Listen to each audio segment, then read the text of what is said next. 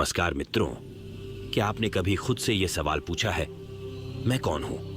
यह एक साधारण प्रश्न नहीं, बल्कि वो रहस्यमयी दरवाजा है जो आपकी असली पहचान तक पहुंचने का रास्ता दिखाता है।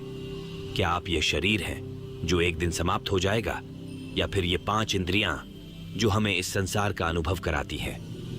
क्या आप मन हैं जो हर पल बदलता रहता है, या बुद्धि जो तर्क करती है? आपने कभी सोचा है, जब आप कहते हैं मेरा शरीर, तो इसका अर्थ क्या हुआ? यह कि आप शरीर के मालिक हैं, न कि शरीर। तो फिर आप कौन हैं? चलिए इसे समझने के लिए एक पल रुकते हैं। कल्पना कीजिए आप गहरी नींद में हैं। उस समय न तो आप अपने शरीर के बारे में सोच रहे हैं, न अपने विचारों के बारे में। फिर भी आप हैं। तो वह कौन है जो सब कुछ बंद होने पर भी मौजूद रहता है? यही सवाल हमें हमारी आत्मा तक ले जाता है। पुराने समय की बात है। एक ऋषि जंगल में आत्मज्ञान की खोज में गए।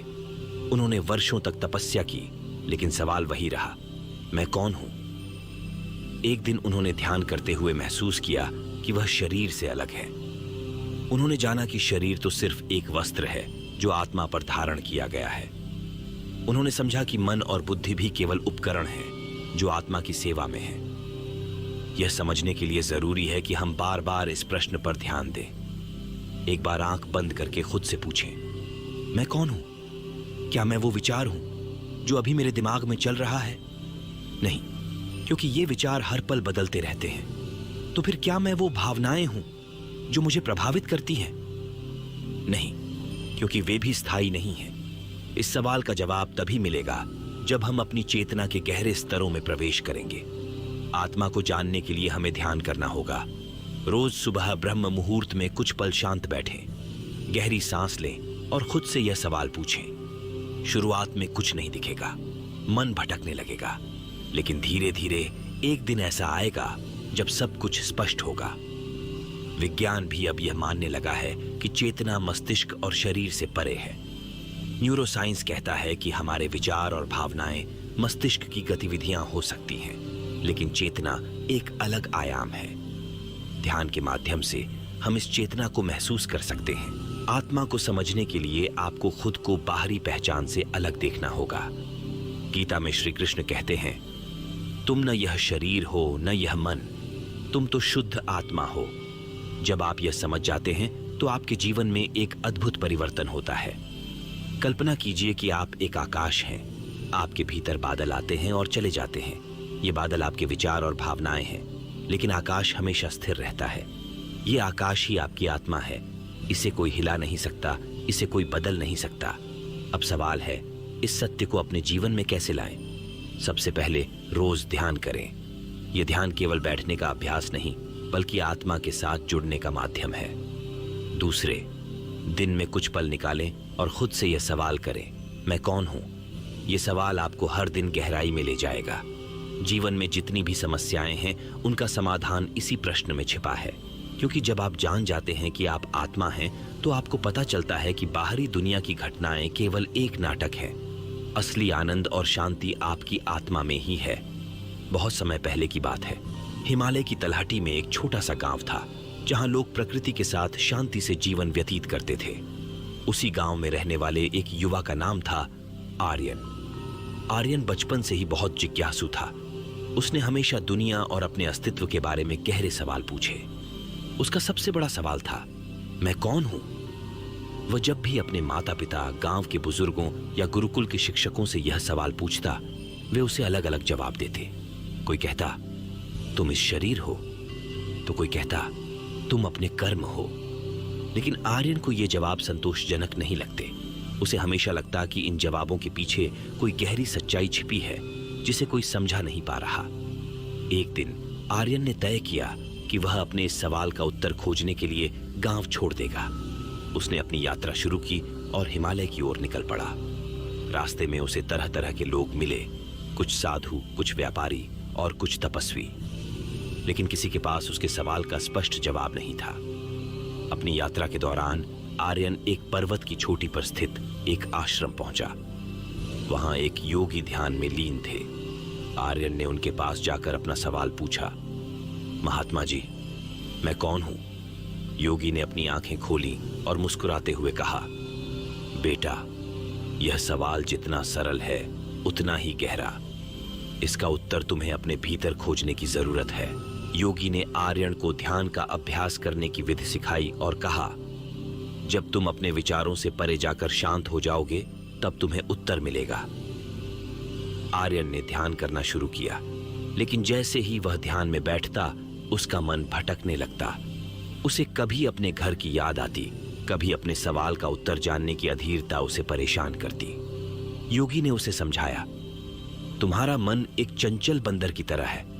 इसे शांत करना आसान नहीं, लेकिन असंभव भी नहीं। धैर्य रखो। ध्यान की कठिनाइयों के बीच आर्यन ने महसूस किया कि उसे अपने सफर को आगे बढ़ाना चाहिए। वह आश्रम छोड़कर नीचे की ओर चल पड़ा। रास्ते में उसे एक व्यापारी मिला जो बहुत धनी था। व्यापारी ने आर्यन से उसकी यात्रा का कारण पूछा। आर्यन ने अपना सवाल दोहराया, मैं कौन हूं? व्यापारी हंसते हुए बोला, तुम्हें यह सवाल पूछने की जरूरत ही क्यों है? जीवन का असली उद्देश्य है धन कमाना और सुख प्राप्त करना। यही तुम्हारी पहचान है। लेकिन आर्यन इस जवाब से सहमत नहीं हुआ। उसने व्यापारी से पूछा, अगर धन ही सब कुछ है तो आप इतने असंतुष्ट क्यों लगते हैं? आपके पास तो सब कुछ है, फिर भी आपको शांति क्यों नहीं? व्यापारी आर्यन के सवाल पर चुप हो गया। आर्यन ने समझा कि भौतिक सुख उसे उसके सवाल का उत्तर नहीं दे सकते। आर्यन आगे बढ़ा और एक घने जंगल में पहुंचा। वहां उसने एक तपस्वी को देखा जो अकेले ध्यान में लीन था। तपस्वी की आंखों में गहरी शांति थी। आर्यन ने उनके पास जाकर वही सवाल पूछा। तपस्वी ने मुस्कुराते हुए कहा, तुम्हारा सवाल बहुत महत्वपूर्ण है, लेकिन इसका उत्तर तुम्हें अनुभव से मिलेगा, न कि शब्दों से। तपस्वी ने आर्यन को एक कहानी सुनाई। बहुत समय पहले एक राजा था जो अपने राज्य के हर कोने में यही सवाल पूछता फिरता था, मैं कौन हूं? एक दिन उसे एक साधु ने कहा, तुम केवल अपने शरीर या मन नहीं हो, तुम वह आत्मा हो जो सब कुछ देखती है, लेकिन इसे जानने के लिए तुम्हें अपनी सभी धारणाओं को छोड़ना होगा। आर्यन को इस कहानी से प्रेरणा मिली। उसने तपस्वी से पूछा, मैं अपनी धारणाएं कैसे छोड़ूं? तपस्वी ने कहा, तुम्हें खुद को दृष्टा बनाना होगा। हर विचार, हर भावना और हर अनुभव को देखो, लेकिन उनसे जुड़ो मत। आर्यन ने तपस्वी की सलाह मानी और अपनी यात्रा जारी रखी। वह गहरे जंगल में पहुंचा, जहां उसने एक गुफा में बैठकर ध्यान करना शुरू किया। दिन, हफ्ते और महीने बीत गए। एक दिन ध्यान के दौरान उसने अचानक महसूस किया कि वह अपने शरीर, मन और विचारों से अलग है। उसे एक गहरा एहसास हुआ, मैं केवल यह शरीर नहीं हूं, मैं केवल यह विचार भी नहीं हूं, मैं वह चेतना हूं जो सब कुछ देखती है। मैं वह शुद्ध आत्मा हूं जो न जन्म लेती है और न मरती है। जब कोई यह समझ जाता है कि मैं कौन हूं, तो उसके जीवन में एक बड़ा परिवर्तन होता है। यह ज्ञान केवल आत्मा को जानने का नहीं, बल्कि जीवन के हर पहलू को गहराई से समझने का दरवाजा है। आत्मबोध के बाद अगला प्रश्न स्वाभाविक रूप से आता है, हम यहाँ क्यों हैं? हमारा मुख्य उद्देश्य क्या है? जीवन के उद्देश्य को समझने के लिए सबसे पहले यह देखना होगा कि यह संसार क्या है। यह जगत हमें हर पल आकर्षित करता है। धन, संबंध, सफलता और प्रतिष्ठा की चाह में हम भागते रहते हैं।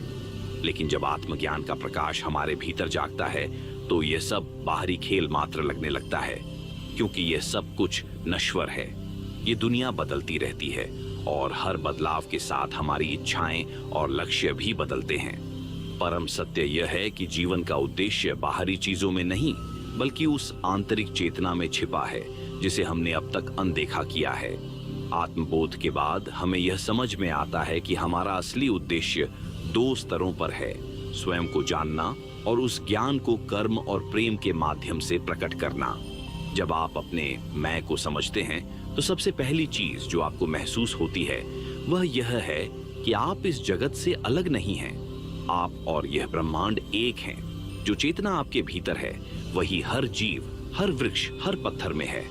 जीवन का मुख्य उद्देश्य इस एकता का अनुभव करना और इसे अपने जीवन में जीवंत बनाना है। इसके 3 चरण हैं। पहला चरण है अपने भीतर गहराई तक जाना। आत्मबोध कोई स्थिर स्थिति नहीं, बल्कि एक निरंतर यात्रा है। ध्यान, स्वविचार और सच्चे ज्ञान के माध्यम से आप अपनी चेतना को विस्तार देते हैं। जैसे जैसे यह विस्तार होता है, आप यह महसूस करते हैं कि आप केवल अपने व्यक्तिगत जीवन तक सीमित नहीं हैं। आपका अस्तित्व इस पूरी सृष्टि से जुड़ा हुआ है। दूसरा चरण है सेवा और प्रेम। जब आप यह समझ जाते हैं कि हर जीव आत्मा का ही अंश है, तो आपके भीतर प्रेम का समुद्र उमड़ने लगता है। यह प्रेम केवल किसी व्यक्ति, परिवार या मित्रों तक सीमित नहीं रहता, यह अनंत हो जाता है। आप यह महसूस करते हैं कि हर प्राणी आपके ही जैसे हैं, आत्मा का अंश, शुद्ध चेतना। इस प्रेम को प्रकट करने का सबसे सुंदर माध्यम सेवा है। सेवा का अर्थ है बिना किसी स्वार्थ के दूसरों की भलाई करना। जब आप सेवा करते हैं तो आप अपने अस्तित्व के असली उद्देश्य को पूरा कर रहे होते हैं। तीसरा और अंतिम चरण है अपने जीवन को सत्य, प्रेम और करुणा का माध्यम बनाना। जीवन का उद्देश्य केवल स्वयं की मुक्ति नहीं, बल्कि दूसरों को भी इस सत्य की ओर ले जाना है। जब आप अपने जीवन को एक उदाहरण बनाते हैं, तो लोग आपसे प्रेरणा लेते हैं। आपका जीवन एक जीवित संदेश बन जाता है। यह सब सुनने में सरल लगता है, लेकिन इसे जीना उतना ही कठिन है, क्योंकि हमारे भीतर पुरानी आदतें, इच्छाएं और स्वार्थ छिपे होते हैं। आत्मबोध के बाद हमें अपने भीतर इन पर विजय पानी होती है। यह जीवन का एक और बड़ा उद्देश्य है। एक कहानी है। एक बार एक साधक ने अपने गुरु से पूछा, गुरुदेव, आत्मज्ञान के बाद क्या करना चाहिए? गुरु ने मुस्कुराते हुए कहा, आत्मज्ञान के बाद असली यात्रा शुरू होती है। अब तुम्हें यह समझना होगा कि तुम केवल अपने लिए नहीं, बल्कि इस पूरे जगत के लिए हो। जो सत्य तुम्हें मिला है, उसे हर किसी के साथ बांटने का समय आ गया है। साधक ने पूछा, लेकिन मैं यह कैसे कर सकता हूं? गुरु ने उत्तर दिया, प्रेम और कर्म के माध्यम से। जीवन का उद्देश्य यही है कि हम अपने भीतर छिपे सत्य को प्रकट करें और उसे इस संसार में व्यक्त करें। यह व्यक्तिकरण केवल हमारे कर्मों के माध्यम से हो सकता है। हमारे हर कार्य में सत्य, प्रेम और करुणा झलकनी चाहिए। जब आप यह समझ जाते हैं, तो आपका हर पल एक तपस्या बन जाता है। आप जो भी करते हैं, उसमें आत्मा की झलक होती है। चाहे वह खाना बनाना हो, किसी की मदद करना हो या सिर्फ मुस्कुराना हो, हर कार्य एक साधना बन जाता है। अंत में यह समझना जरूरी है कि जीवन का उद्देश्य कोई स्थिर चीज नहीं, बल्कि एक यात्रा है। यह यात्रा आत्मबोध से शुरू होती है और आत्मा के सत्य को हर क्षण प्रकट करने पर खत्म होती है। लेकिन यह अंत भी एक नई शुरुआत होती है, क्योंकि यह संसार एक खेल है और इस खेल का उद्देश्य आनंदित होकर खेलना है।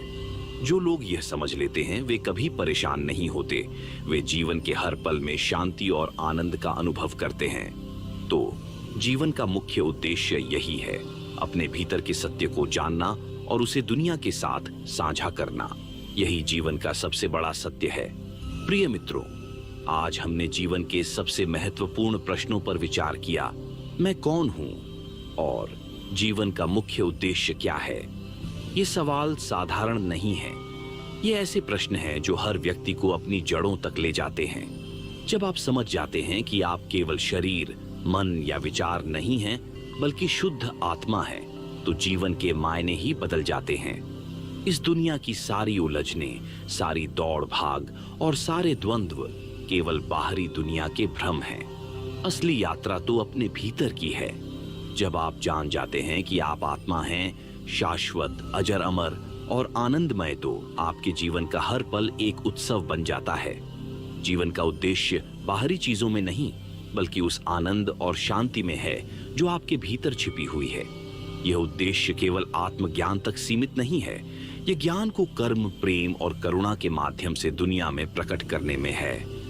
तो मेरे प्रिय दर्शकों, अब समय है कि हम इस ज्ञान को केवल शब्दों तक सीमित न रखें। इसे अपने जीवन में अपनाएं।